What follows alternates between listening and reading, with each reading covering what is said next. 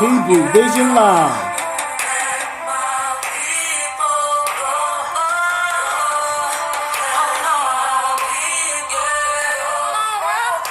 Yes, that's right. Hebrew Vision Live. You're tuned in to our podcast here with Mikhail Corbin Yahoo, your host of Hebrew Vision Live. We have a dynamic show this evening. And as usual, before we do get into it, we want to invoke the Spirit of the Most High as we endeavor into this discussion we're going to have this evening with a returning guest. So in the spirit of prayer, Yit Gadal, Vayit Kadesh Shemei Rabah, V'yamadi v'rakerutei, V'yimelech Malchutei, V'chayechunu v'yamichunu v'chayeda kol Beit Israel, B'agala v'zman kari v'yimeru, Amen. Yehei Shmei Rabba Mavorach, Le'olam Ulmei Almaya, Yit Barak V'yishtabach, V'yit Pa'ah, V'yit Roman, V'yit Naseh, V'yit Hadar, V'yit Alei, V'yit Allah, Shemei Dekudesha, Berechu, Le'ela min kol barakata v'ashirata, tush bechata v'nechmata, Damiran ba'alma, V'yimeru, Amen. Hallowed and enhanced may he be throughout the world of his own creation. May he cause his sovereignty soon to be accepted during our life and the life of all Israel, and let us say Amen. Esteemed and celebrated, lauded and worshipped, acclaimed and honored, extolled and exalted may the Holy One be, praised beyond all song and psalm, beyond all tributes which mortals can utter, and let us say Amen. And once again, we are here with Hebrew Vision Live. We have returning to our show this evening, Sister Joanna Grace Farmer. Thank you for coming back on our show. Thank you for the opportunity. Yes, indeed. Hallelujah. We're going to just be discussing a number of things with you this evening, but we're entitling this show Remembering. Mm-hmm. And so, just once again, refresh our listeners about yourself, and then go ahead and just transition into what this evening is going to be about. The first time I was here, I talked about what helped me make the decision to be in community development, and then education. I operated the intersection between those two. Mm-hmm. And I use strategies that basically empower indigenous community residents wherever I work. And that's why it's called building community capacity. Okay. And the goal really is to walk alongside people and not be the expert, but be a part of the process.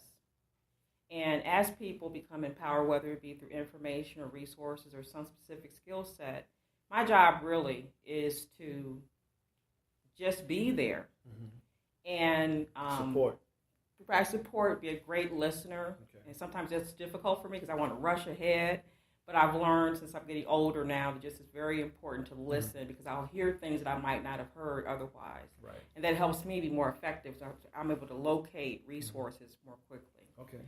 And a lot of times I'm a bridge between the worlds that I can be in, the tables I can sit at, and really bringing that information, I want to say, forward to the community instead of back, because it helps with the empowerment process, and people start to find out these resources they're already out here. They've always been here.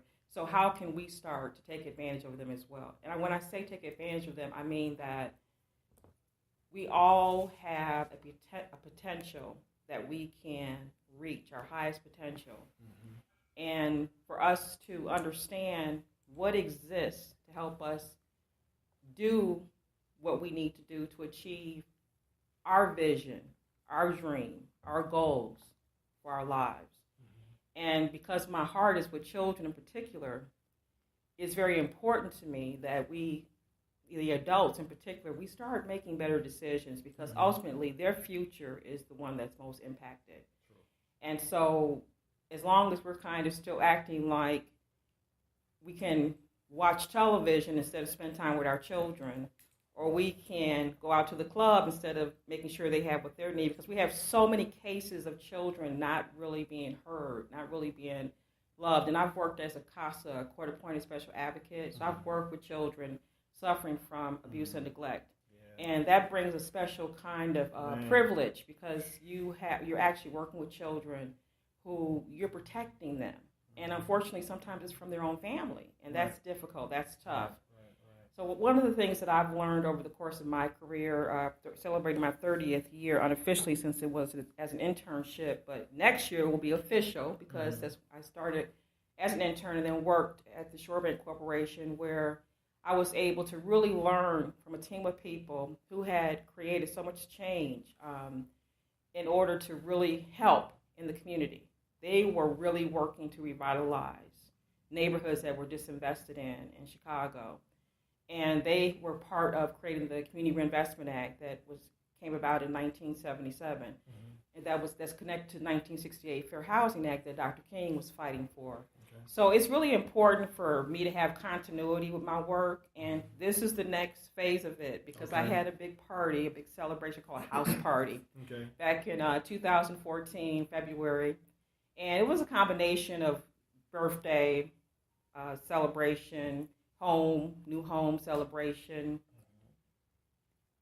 just making sure that I was thanking my support team, my wellness team, and then also celebrating my next step, because I had talked with my auntie, Myra in particular, about this, and she would always say to me, Joanna, you've got to start sharing your story, because a lot of people can't do what you've been doing, how you've been diagnosed with bipolar disorder and you're still able to do all these things. How they need to understand what you're doing so it could help them think about what's possible. And what also was happening was that our veterans were returning home, and the suicide rate was so high. And I would tell her, whenever we would get a chance to talk, that really concerned me, because nobody seemed to really recognize it as how it was affecting their families and the community. It was just a statistic for a while there, because they would literally say, well, there's more suicides of veterans than there are shootings today in Chicago. Right. And that really bothered me, that was the context in which it was framed, and it wasn't really framed in a human way. Right. Because if those veterans had children, how were they being impacted for all of this? And furthermore, what was in place for them so they could get their needs met? Because you will need some kind of counseling, something, in order to really deal with the sudden loss of a parent or a spouse, sudden loss of her husband or wife, his wife. And there were so many things that veterans were coming home to that people weren't really talking about. Some, they were coming home to homes that had been foreclosed. Some were coming home to, they didn't even know where their family was. They might have been the children put in foster care as a result of this primary wage earner not being at home anymore, out fighting a war in a foreign land, at least foreign to us. So I started to really just process all of this, and when my auntie talked with me about it, we talked several times, and I said, okay, I got to work up the courage, auntie, because I've never really been able to share my experience, but I have other people who are having tough experiences. And at this celebration in February of 2014, I basically announced then that my next area was going to be as a mental health activist. Oh, my. Because I knew it was connected to my work in community development, in housing, in education, in health, etc. And I also know that the health of a community depends on the sanity of a community.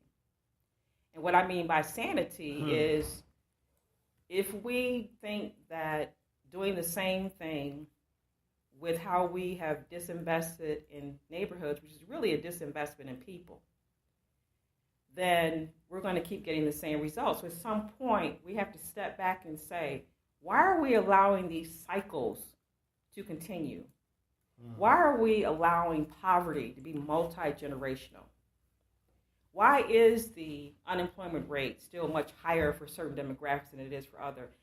Because at some point we have to answer these questions, because we're going to keep ourselves, and so when you keep repeating mistakes, it's like an alcoholic. You don't know how to stay away from the alcohol, so you just become more and more dysfunctional. Even when you go to AA and you're in a support group, if you just hang out with one of your friends who also has a problem with alcohol, then you're going to fall apart again. Right. So eventually, what happens with your life? You never really level up, I'll put it, to really get healthy. You don't know how to change your friends. And your frame of mind. Your frame of mind happens because you gotta take yourself out of the environment that created the problem in the first place. So that's what I mean. As long as the communities are disinvested in, where is the environment for people to leave the community and say, let me go here instead and take advantage of this opportunity? Because sometimes you won't even be supported by your own family, your own teachers, your own pastors.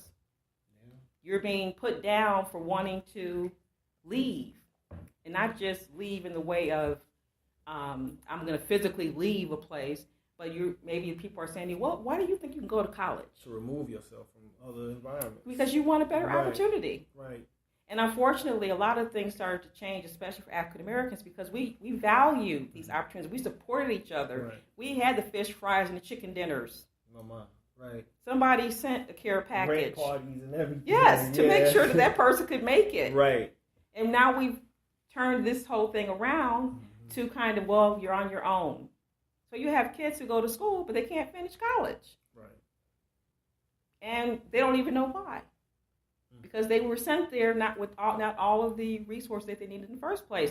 That's why I enjoy working at Upward Bound with you, because we were really addressing the psychosocial component as well, and not kind of saying, all you need to do is become academically proficient and you'll be prepared for college. No, you're going to need a certain kind of a skill set that will require you to really tap into your resiliency. And so when I created the curriculum, the social science curriculum, the psychosocial component was built in just so that the scholars there, our high school scholars, could really start to talk about how will I manage stress. Some of the situations were staged so that they could actually do role plays and things like that. And so then there's a temptation of following the crowd.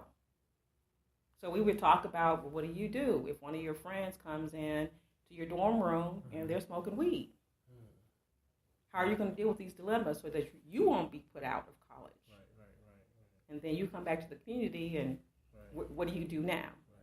So I say all to say that when I think about who I am as a person and why I am where I am today, I can only give credit, first of all, to the Most High, the Creator, for just the talents and treasures, the time that I've had to really use my potential to help other people, but also use my potential to raise two incredible children, Jonathan and Faith.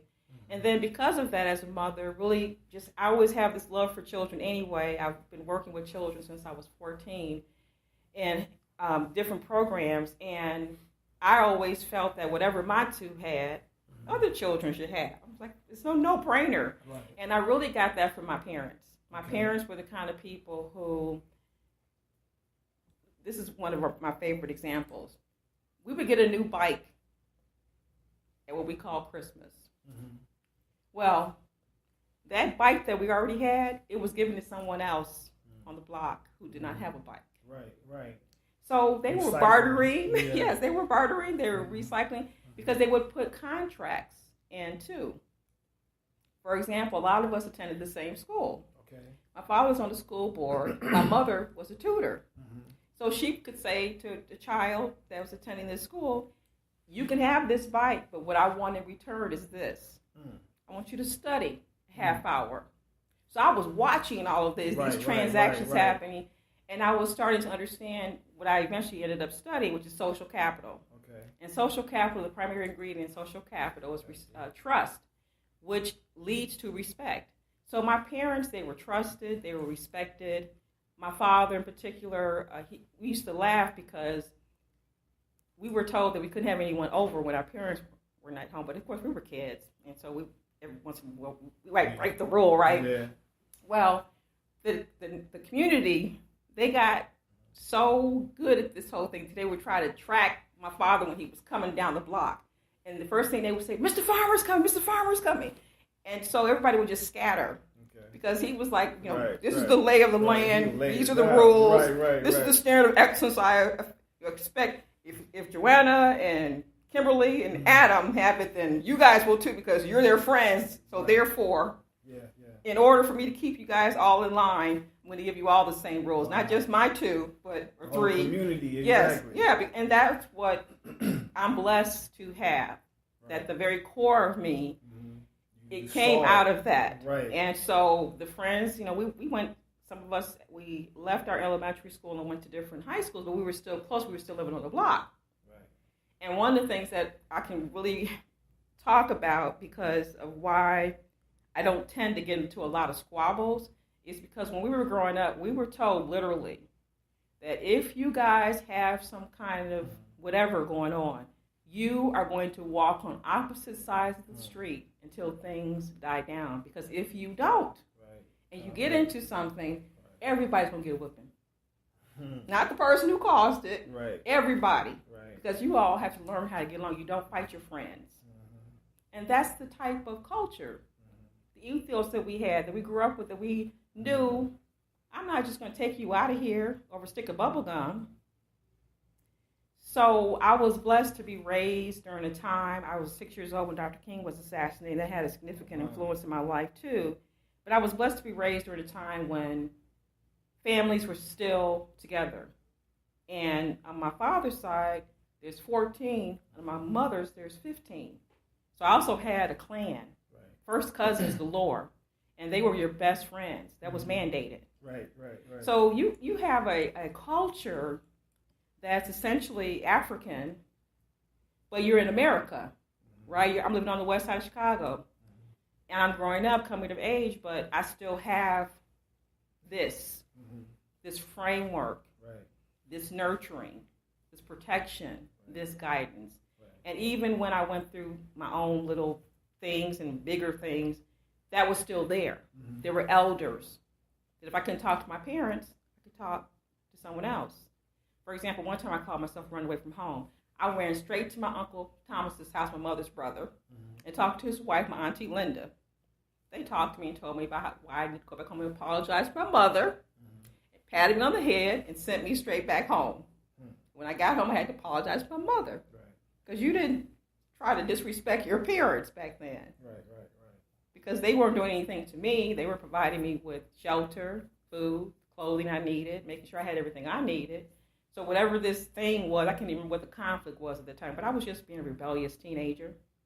But what I respected about my parents was that we had that kind of space. And they made sure we had a village. Because sometimes you just can't talk to your parents. That's just a reality, right? And so some of the things that I remember about growing up, that really informed what I do now. So you mentioned that you have a book in the works as you move into your next phase dealing with mental health activism. What brought this book on? What's the gist of the book? Anything you feel free, feel like you want to divulge with our listeners. Like what's this project you have?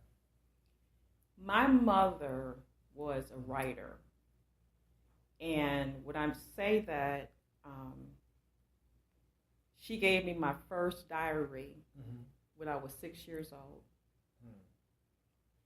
I get emotional because there were all these other things going on. But I remember that when she was teaching me how to write, I was really young, with my mother in particular, because she always wanted to be a teacher. She would do things that would help me learn. And according to my family, I was pretty young. But I loved to learn because of her.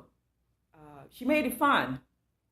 And she also made it so that she rewarded you in certain kinds of ways. Of course, I didn't know all this back then, but I didn't even realize I was doing it with my two children until I started figuring out what was working and what wasn't, right?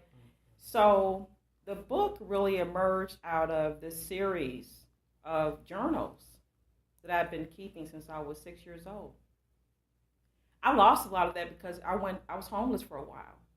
And a lot of my things were lost. So I always say, somebody's going to make a great movie out of these journals that they managed to get, right? But what I learned during this process is that once you start writing things down, they're basically embedded in your memory. And so I started to retrieve a lot of the information that I had written down, sometimes from day to day, sometimes 2 to 3 times a day. Sometimes I wouldn't write until a week later. But I was really fond also of having a planner. And I would write little notes in my planner. So just in case I could go back to my planner and basically recreate whatever I had missed because I hadn't been writing for a few days. And then because I always was participating in different projects around the school newspaper or a newsletter, or I worked on the school yearbook in high school, those were always opportunities for me to learn how to write. And then I took a writing class with someone famous I don't even remember the name of right now when I was a kid. So the book is really emerging out of the past 55 years of my life, the part that where I actually have these active memories. And it's by design a strategy, just like I've been using all this time, to walk alongside people and tell them my story, narrative form, but also connect it to events so that there's a greater understanding that it's not just the Moynihan Report that we need. We need to be seriously humanitarians and stop making people wait for what they need. This perception that, you suffer and you die and go to heaven, that's okay, but it's missing a certain part, which is that you might be suffering, but there's still a part of life that you enjoy because we have heaven here on earth. So that suffering should not just be delegated to the people here and now. Yeah, first. Well, if you suffer now, then you go to heaven. But if I want to have $1 billion and think I'm going to go to heaven, that's different for me. Right, so there's like different grades of these different categories of who gets to get into what. And unfortunately, in this country, I'll speak to this, we have created all of these different types of labels and categories that help us justify these different systems. I agree. So we're entitling this podcast Remembering. I know you mentioned that this is something in honor of some people that are very dear to you. Would you feel free to share that with us? I will speak directly to it being remembering my little brother. His name was Eddie Jr. That was his nickname. Okay. And he was my first best friend. So a lot of times when we would be together, because we were just a couple of years apart, we walked to school together, we played together, the whole 9 yards. We just had this friendship. So I'm remembering him because he passed away tragically. And then my parents, who also passed away tragically, when they made their transition. And so I'm remembering because I know that's a part of my healing, and that it's a part of sharing my story so that other people will understand that it is possible. That, yes, there are some things you have to do. For example, I go to therapy, I take medication. I'd have to do certain things. I have to make sure that I'm in healthy situations and not toxic ones. I have to choose my friends very carefully. I have to stay in touch with my family, that the part that's really supportive, which most of them are. So remembering is also about, what are your self-care practices? Because if you're feeling stressed out, should you breathe? Should you take a walk?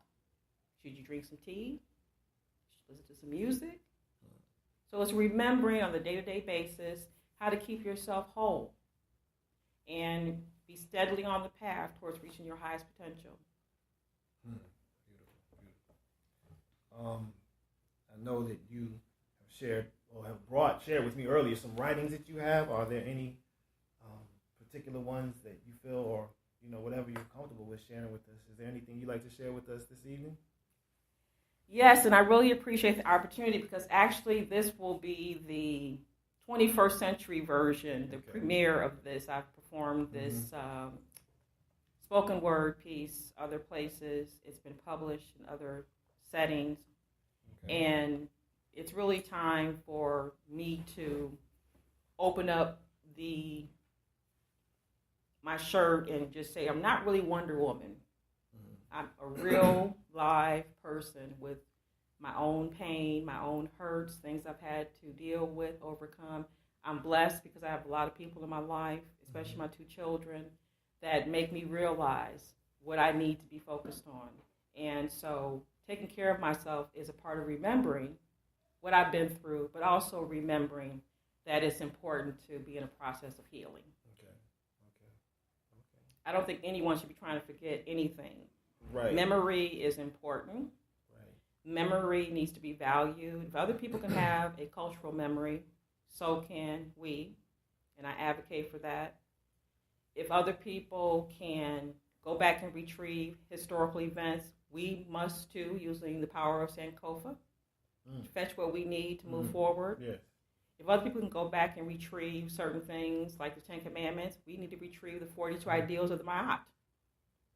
If other people can go back and retrieve a law that's on the books, we can go back and retrieve the 7 principles in the Guza Saba.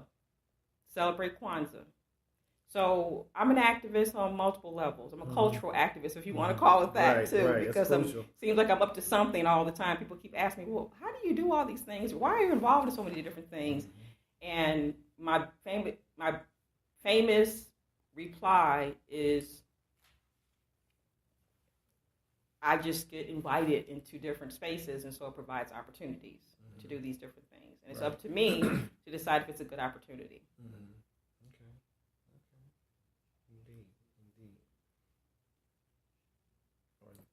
Read anything?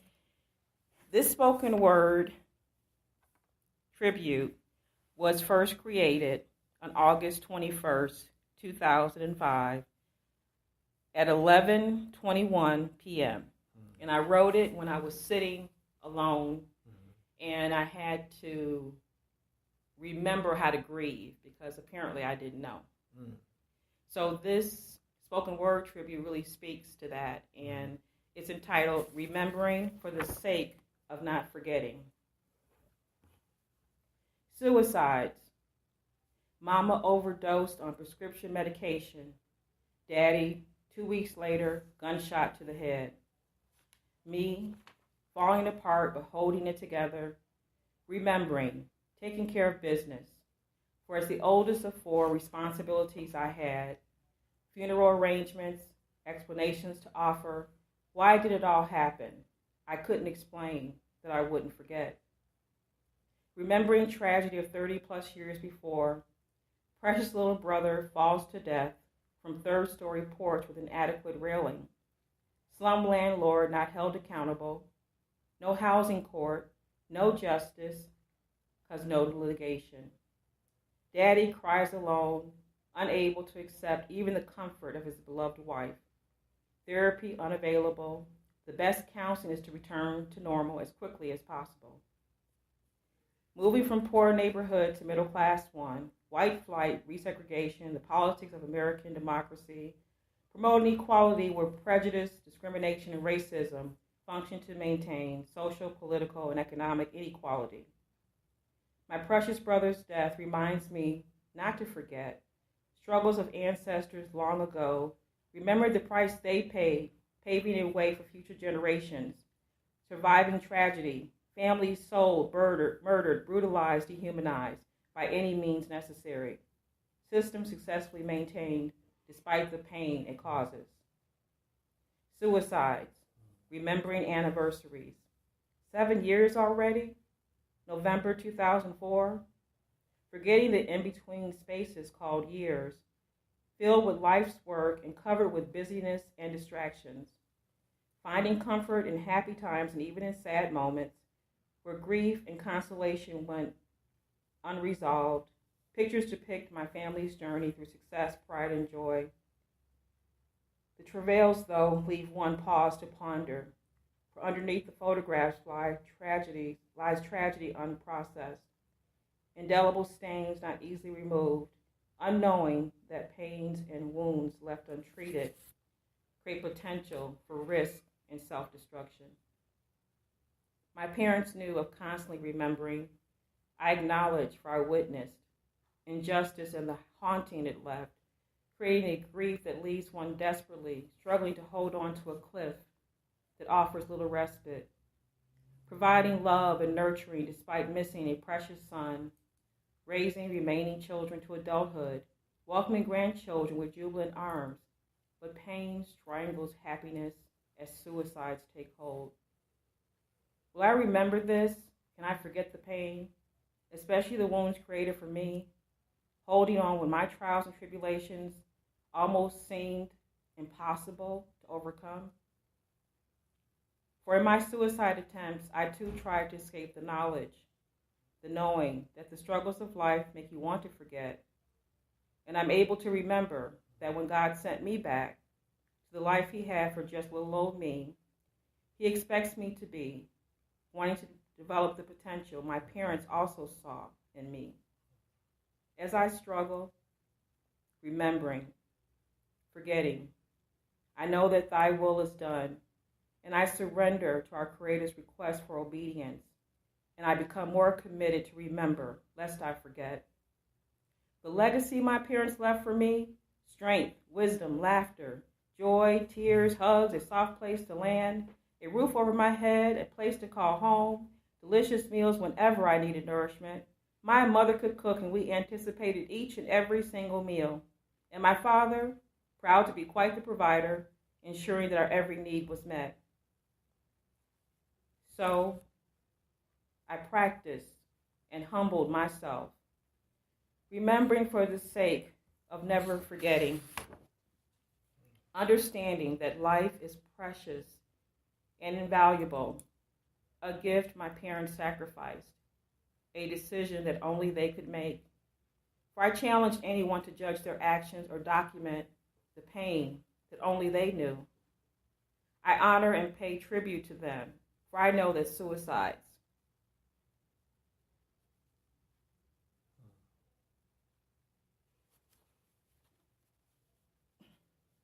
are not the worst place to be. I see them in heaven, happily ever after. No need to remember or forget, just as happy as two people who first fell in love can be, and still caring enough to watch over me. And I'm able to forget for the sake of always remembering their legacy of faith, hope, love, perseverance, and righteousness. And I will never forget to remember just how very much I still love them. Beautiful. Thank you. And I know that's a very sentimental piece.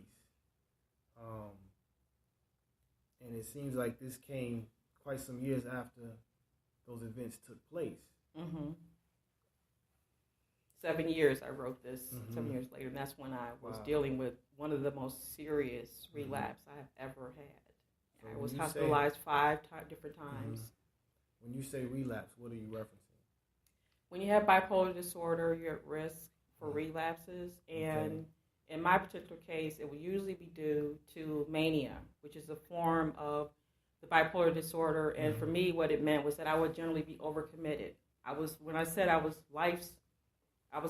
busy, always trying to rush around and not even realizing I wasn't grieving. Okay. And in the 7th year, for whatever reason, because I didn't even realize it was happening, it hit me hard.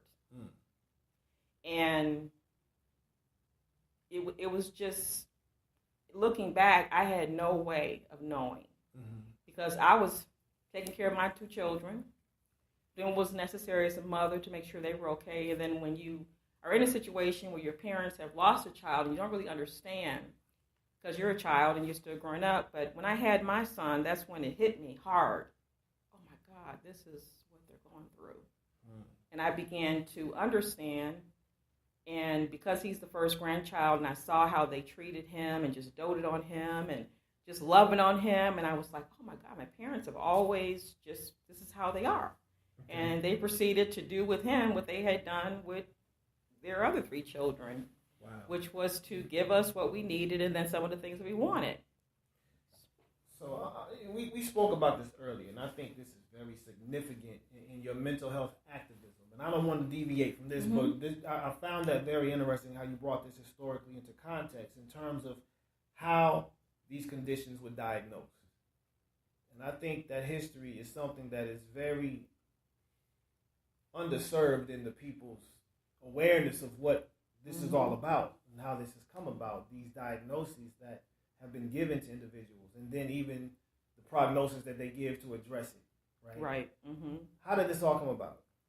You mean my diagnosis? Well, just historically. You see, on that when we brought this up in terms of the drapetomania, diagnosis that is crazy itself, but like, talk about that history if you don't mind. Drapetomania was a diagnosis that was given to an enslaved African who attempted to run away. Mm-hmm. And the punishment could be they would cut off your hand, for example, and then they would take that limb and they would show it to other Africans to help them understand the consequences of attempting to run away. So if you were caught, which unfortunately some people were, then those were the consequences. And then there were other things. They could, just like Harriet Tubman was hit in the head for disobeying. So there were different forms of drapetomania because it was basically a way of calling you crazy for wanting your own freedom. It was a way of letting you know that you were not going to liberate yourself because there were a lot of slave revolts happening, and that's not always discussed. We hear about some of them. They're a little bit more famous. However, there were a lot. And we're just now getting to the point in history and her story, and more importantly, our story, because we're understanding their story and making sure that we begin to separate out from this madness, that we really have to come to a day of reckoning as well. Because we treat each other as though we have drapetomania. So, for example, I was talking earlier about the child that wants to go off to college. Well, they could be treated as though it's wrong to want to have your own choices. But that child is exercising their gift of free will. I'll use myself as an example. My son, he decided he wanted to go out east for college. He could have stayed near to home, but this was his choice. It was my responsibility to support his choice. My daughter, same thing. She decides to go halfway across the country. Okay. But had I been a different person and could not see that, I might have restricted them and seen it as more of a, why are you leaving me kind of thing. And so when I talk about drapetomania within the context of community development in particular, there's something called plantation politics. Right.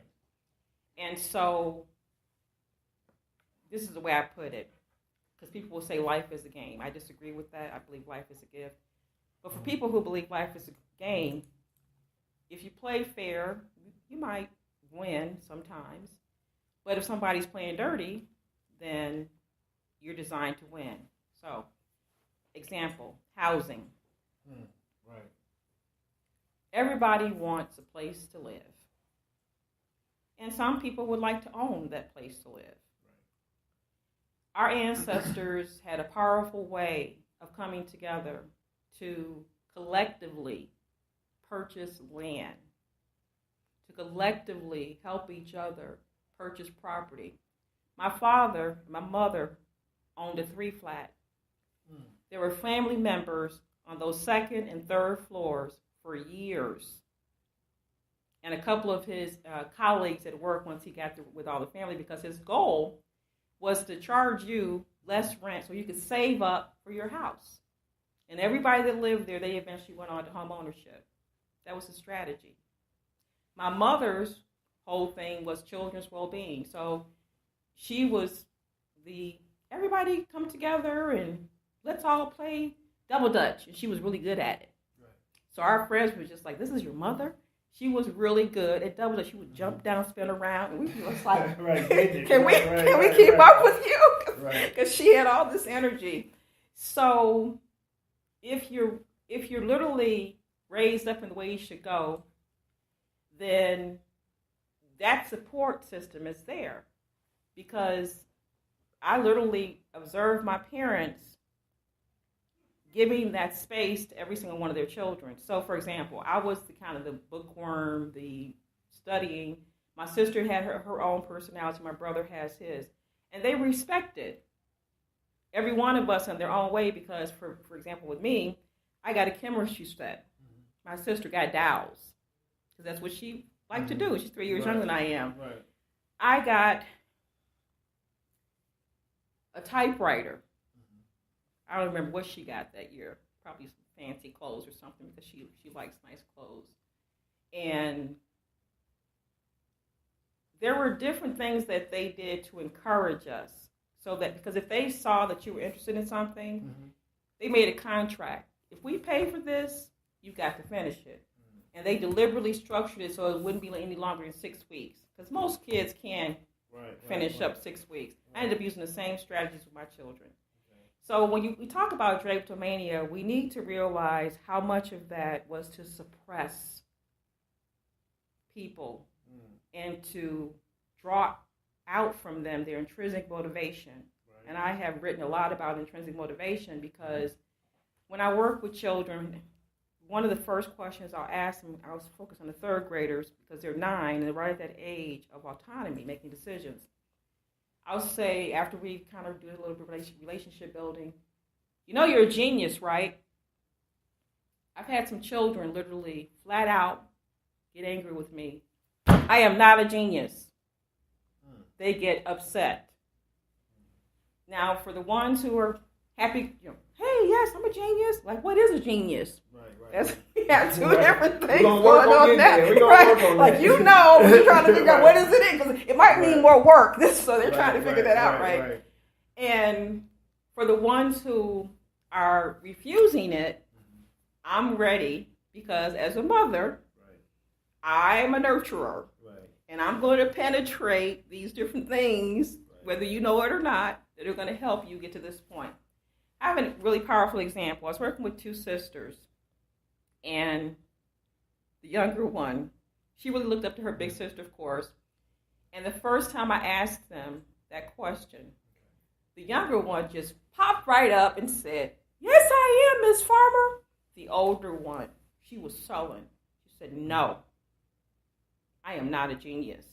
Wow. Her sister looked at her like maybe I should retract my answer because she was creating this dynamic. She was creating this dynamic, and she had to go home with her. Right. So over the course of the time that we would spend together, because I was a mentor, and I would just have to do different activities so that they could start to feel very successful. Okay. And it came out, of course, that the younger one, she had not really been as jaded about education because she didn't have too many negative experiences, but the older one did. And she started to confide in me about some of the things. And so it helped us dialogue. And because we were doing different, like I would bring things to color or to build. We had this project, we were using recycled things to make a city. So those kinds of things would help us talk while we were doing something. Because it couldn't just be like, oh, let's talk kind of thing. Because kids will pull back. Right. And there was a point when we came together and she wouldn't even let the younger one talk because the younger one was always really bouncy and just ready. She said, "Miss Farmer, I want to tell you and I want to do this and I want to tell you about this." The older one said, "Wait a minute, I have something to tell Miss Farmer." I looked at her because I usually kept one on my left, one on my right. I looked at her and I said, "What is it?" And she said, "I want you to know that I am doing much better in school. Wow. Okay. I'm getting good grades. I'm even getting A's." Yeah. I said, "Which classes?" You tell me that you hate math, you hate reading, you hate English, you hate everything, right? All of them, she tells me. Then she looks at her sister like, "Don't you say a word." Right. And she proudly stands up and proclaims, "Because I am a genius." Wow. She got it. That was just breakthrough. That made every single moment I sacrificed to. I literally would break other commitments because children are so important. I said, well, this doesn't matter right now because I know it's there and I know I promised this, but I would make arrangements around it so that I could spend time with them. That meant a lot to me because unless I'm working with children, the work that I do doesn't really matter. Because if it's not able to come back to them, what's the point? I could just be running around to a whole bunch of meetings and not really have anything tangible come out of it. And I want to be working with people who are serious. And if they can make decisions, they can make these kinds of decisions where they can create change, that's who I want to work with. Right. I've never really worked with bureaucrats. I mean, I had to work with them, but I don't really stay in that situation too long because I'm really there to figure out, okay, what information do we need and what do we need to create to help the community, especially the children. Very important. That is powerful. Let's see. You spoke about a number of things. Do you want to go back anyway to any of your memories in terms of, what you wanted to get into with the remembering idea for this evening, or is there any other art you want to share with us? Actually, when I look at these two spoken word pieces, they were both also created in 2005. Mm-hmm. One is entitled Hurting and Healing, but I'm going to push that to the side right now. Okay. And instead do this one called Hue and Pew, Lessons in Church Diversity. Okay. And the reason I want to do this one is because I was coming of age during an era when there was white flight, mm-hmm. redlining, mm-hmm. panic peddling, block busting, and all these other things that were creating resegregation and also creating very limited access to resources. Oh my. I was blessed in that where I attended college, I was able to study these things. And because I was majoring in public policy studies, I ended up focusing on a very important case called the Control Assisted Housing Decision. It resulted in what we know today as Section 8. Dorothy Control, our beloved and most honorable ancestor, she lived in Chicago public housing, and she saw what was wrong. And she decided to sue. She didn't live to see on this earthly plane the results of her great work, but she created change. Oh my. And I studied the policy that had resulted in this decision at the Supreme Court level, because it went all the way to the Supreme Court. Mm-hmm. And this was out of Chicago? Yes. Wow. And I also studied her life, mm-hmm. just to find out what made her tick, that she had enough courage to say, I'm going to file the lawsuit. And of course, became a class action lawsuit eventually. Mm-hmm. Right. So she was a community activist. Mm-hmm. She was a mother. She was a grandmother. She cared. And when Chicago public housing was first built, it was primarily built for World War II veterans who were returning home. Okay. And when the funding opened up to create what we know today as suburbs, some people had opportunities to move there, and some people did not. And over the course of time, the housing became worse and worse and worse, till basically there weren't even basic services there. Sometimes your toilet wasn't even working. You couldn't use the elevator. You might live on the 13th floor and couldn't use the elevator. So you have children, you're a single mother. You try to get up and down the stairs with your young children. So my different experiences along the way as I was working on these different types of issues and concerns, and trying to figure out what we as community developers could do to help. I was blessed in that I did attend a church where there were different ethnicities. I attended the same school. So I had friends from all over the place, mm-hmm. all different parts of the world, and I learned to embrace more so diversity. So if people were telling me that whatever denomination or faith tradition they were, matter of fact, I got a lot in my family, so then we get into these little quasi-debates about things, but we all get back to the same, well, there's only one creator, so let's all get that straight, leave all this stuff, and let's go have some fried chicken or whatever we're going to do today. Mm-hmm. So this poem also came out because I was applying for seminary. Got in, and then I realized it was not the place for me, because there is one specific part of a scripture that I focus on, and that scripture is the poor will always be with us. And I always put in these statements when I'm applying for these different programs that that's a lie. And when I'm interviewed about it, always comes up as an issue, and people start to argue with me about this. I'm saying, well, you have to prove to me that this is true. And necessary even. Because if you're saying that the poor will always be with us, did God create that? Right. Or did man create that? Exactly, right. And I listened to what our beloved ancestor Nelson Mandela said: man created poverty, and man can undo poverty. Undeniably. So it's just as simple as that. Right, it's redistribution. And I didn't need him to say that, because I was watching it around me. Right. I saw how some people, I saw some people would have opportunities and some people wouldn't. Right. And the funnel, the so-called talented 10th, which was also abused, that concept was abused, because it really was designed to say every one of us can touch 10 people and help them, lift them up. Right. Okay? So let me just read the spoken word piece. Pew and Pew, Lessons in Church Diversity. As I sit in my church, praying and wondering, learning the lessons of God's endless love, and thinking, just what is the color of my pew? I understand my humanity in my own unique hue, knowing God's infinite, multicolored wisdom provides equality for everyone coming before the throne. Praying before one Creator, no matter which nation, denomination, or creed, for the Creator has made in us all the links that make us kin. My comrades in Christ say they embrace diversity. I wonder, how will they achieve it? Majority white, minorities few. Racism still abundant despite its insanity. How will we create the rainbow world? To understand what God knew is just the right combination. For churches to manage differences and conflict, build consensus and unity, cooperation and collaboration, creating the ecumenical church Christ taught and preached, the universal body that honors and respects divinity, where sitting in one's pew makes one forget one's hue, honoring sacred and holy time, where we touch and agree with the one and only God that established all eternity.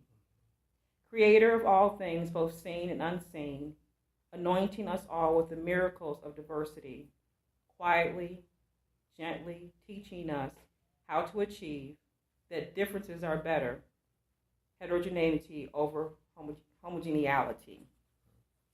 Creator God, please teach us over and over again, if you must, that we, your people, must learn to achieve the greatest act of obedience, called putting you first. And the second commandment, where loving one's neighbor is truly loving oneself. When I next sit in any church, being sure to stay focused on the word, will, and work of God, acknowledging others as they do the same, knowing that together we create the world that God claimed would be the kingdom we would all seek. For righteousness' sake, understanding that purity of heart outweighs any hue or which pew. I will sit in the church, worshiping and praising our Creator, humming, we've come this far by faith, leaning on the Lord, trusting in his holy word. He's never failed me yet. Oh, can't turn around. We've come this far by faith. And I will listen carefully and oh so quietly for the unity of voices and souls who pay God respect, for the Creator's endless patience and the grace and mercy so freely given, demonstrating immense joy and pride for the progress we've made. For as the Creator's people we strive, forgetting either pew or hue, understanding instead the glory of shared humanity. That's powerful. Yeah, we need to definitely get some equity into our communities. Definitely. I want you to just, in light of this as well, because I mean, justice is of course essential in wholeness, but healing, and I think that's a big theme that you really have for this evening. How has remembering and your spiritual awareness contributed to your healing process? Sometimes memories can be so painful that we don't want to experience them because the magnitude of the pain is just that great. And for me, I was eventually diagnosed with PTSD, post-traumatic stress disorder. Mm-hmm. And it was very difficult for me even to share my experiences when I would be hospitalized because it was just painful. But I'm blessed because part of my healing also included the fact that my mother in particular never allowed me to take the medication because she saw what happened to one of her older sisters who was diagnosed with schizophrenia. So my mother was the kind of person who, if you got sick, she called in sick to work. And she basically would hold me in her arms and just love on me until I got back to myself. That's what they call it. Oh, she just had a spell. That's what they would call it. She just had, when people come by, she says, oh, Joanna's feeling better. You can talk to her later, or she'll be out playing again soon. Wow. So she would give me alcohol baths. Not the kind of alcohol we have now, but this was the real alcohol, which was drawing out toxins because she understood. She had a family. Right. She had her father, plain Hagen Pepper, was an herbalist in his own right. He would go out to the woods and he would bring in all kinds of remedies. My mom. So she had learned from her father and her mother too, because her mother, my grandma, Vivian, she was just incredible too. She was just a very loving person. And 15 kids, right. She had to be loving to have 15 children. That's a lot of children. So we're really blessed because our healing process really will be based on our legacy of love. And that's part of the reason that Building Community Capacity has that included in its vision, because we need to implement that legacy. And healing requires a restoration of memories that, although they're very painful, because when I was doing genealogy in particular, and I'm reading all these different things about women being experimented on with speculums. Right. And no anesthesia, even though it was available. And other just acts of inhumanity. Just torture. Yes, just things that are unspeakable. Right. And so I feel an ancestral responsibility because, for example, when I'm able to take a nap, I literally wake up thanking the ancestors because they weren't able to do that at all. And because I also am doing genealogy in the midst of it all, I'm blessed enough to be able to listen to their voices. And so my ability to understand our story is magnified because of what I went through. While I didn't experience nearly the kind of pain that they went through, it gives me an ability to say, you know what? That must have really hurt to have your child sold from you. Because I'm a mother. Right. Or that must have really hurt to see your brother lynched. Because I have a brother. Or that must have really hurt to see your daughter raped. Because I have a sister. And I can only imagine. That's all I can do is imagine how I would feel, how I would cope, what I would do with the kind of pain that they couldn't even grieve. That's what really gets me about all of this right now. We have to agree to grieve. And it takes a lot of courage. I'm not just saying it because I'm doing it. Right. I'm saying it because that's a part of the liberation. Once you say, it's okay for me to feel sad. It's okay for me to be angry. Because guess what? When it's not processed, it turns into depression. And it can lead to suicide. And that's why this is so urgent. Where psychosis comes from. We actually had children committing suicide. An 8-year-old, because he was being bullied at school, he committed suicide. And he did it hanging from his own bunk bed. His mother came home and found him. The school tried to remove the videotapes. So got hit in the bathroom that day. Yes, right? And they didn't know if he had a concussion or what. He was out. That's crazy. Right.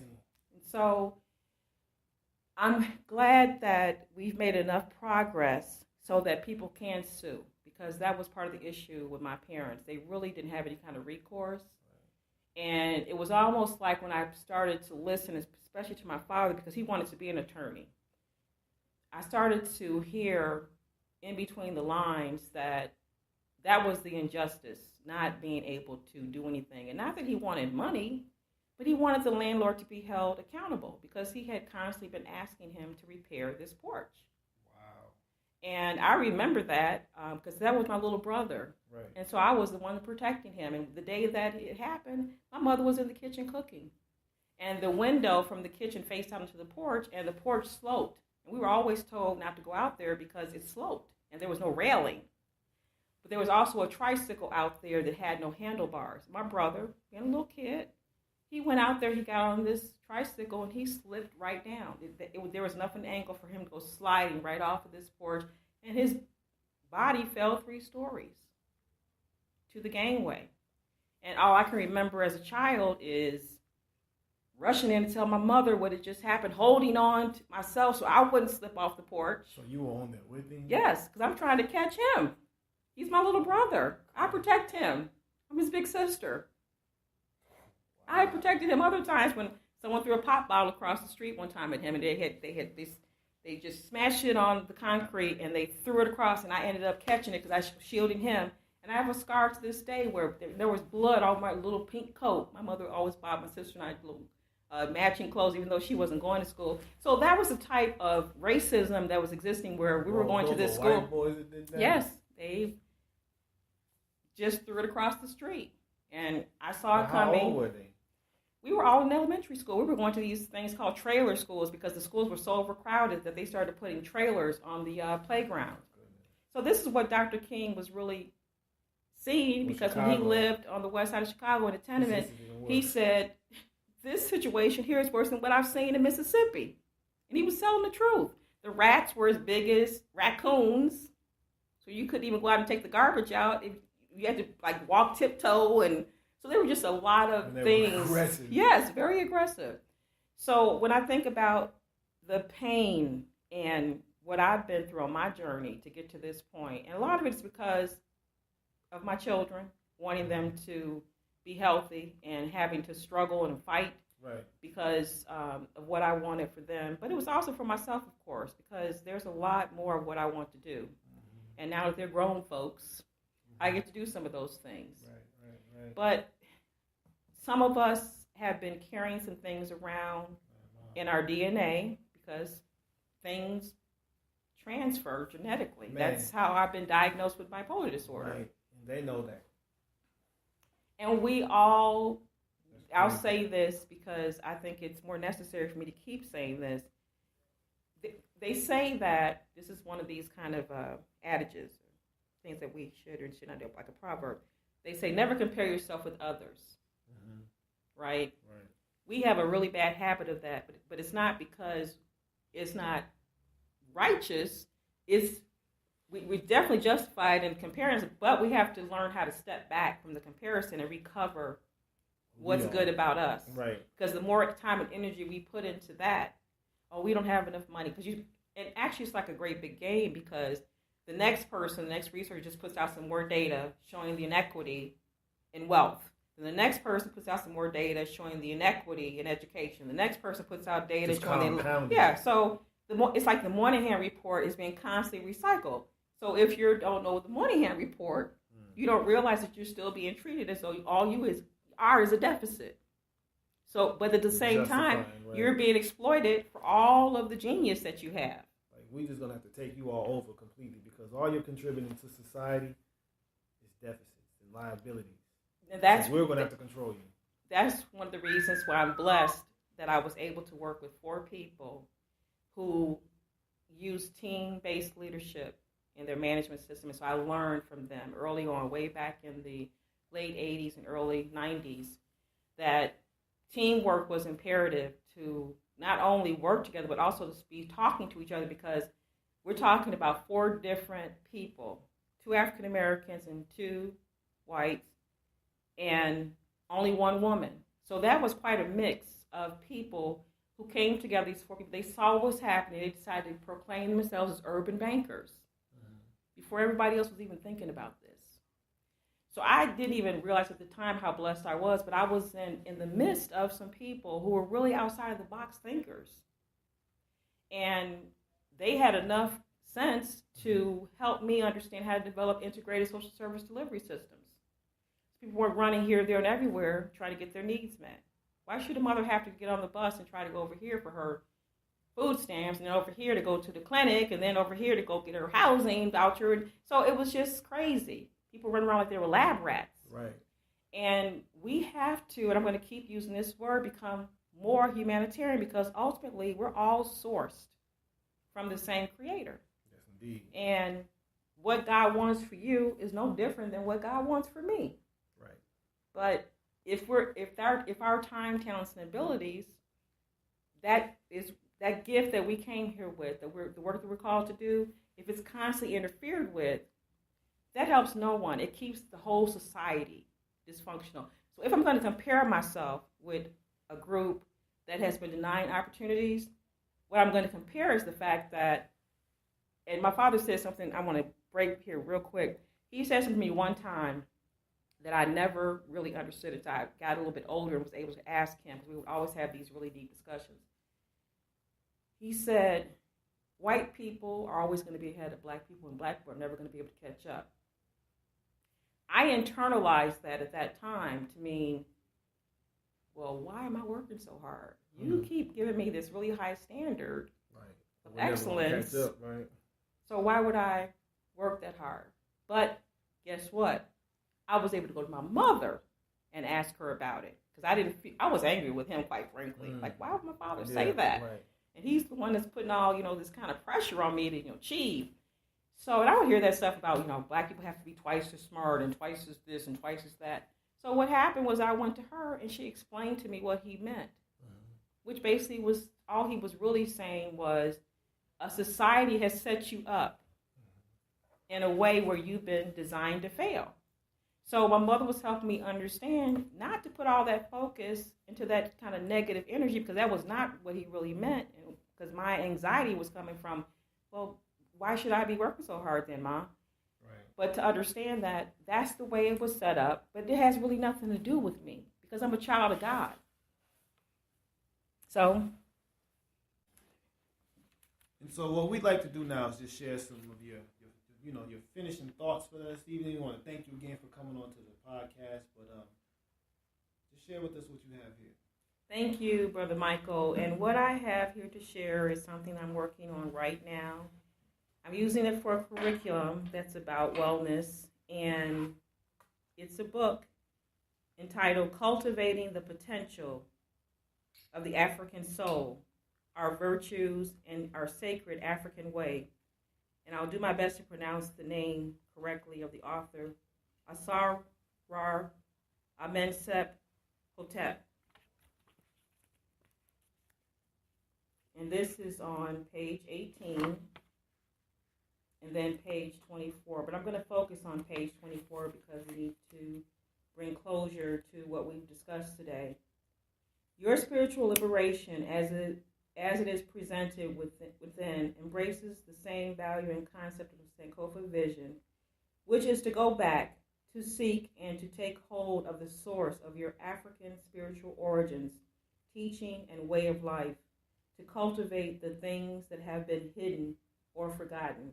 And so I just want to leave you with this, because I will keep everyone in my prayers, that you will know that in the book 2000 Seasons by Aki Amar, if I pronounced that correctly, we are and have become the healers, seers, imaginers, thinkers, rememberers, and the cultural prophets, called to communicate truths of our origins and a living way to a people fascinated unto death amidst the continuous ignorance of our source.